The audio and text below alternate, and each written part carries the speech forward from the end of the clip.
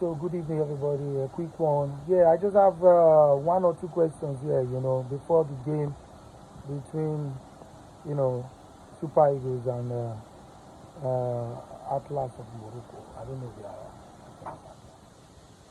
Okay. Anyway, it's starting in a few minutes. Maybe the woman of already now, almost to the end. Yeah, I just I think I want to ask two questions from I want people to think and see what you think. What is life itself if you can live it the way you want to live it?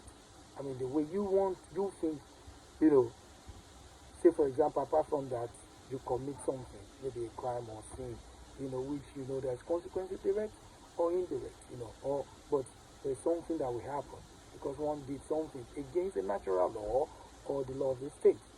Okay? It is so bad, But apart from that, what is the need? What is a life that a one cannot live the way you think that, okay, I'm not doing anything wrong before God and man, for example, but you can't do certain things because the law says that in most cases, the law says you can, okay, for example, buy two cars in some country, or you can have a motorcycle and have a house, and, a law that you think, well, I love to do this, but it shouldn't be natural. Is that a life? And you have it repeatedly like that, like in many, in the education sector, in the economy, in your social life, is hindrance all the time. And shouldn't, this shouldn't be like this. It should be so easy. After all, in your mind, it's not sin and it's not crime.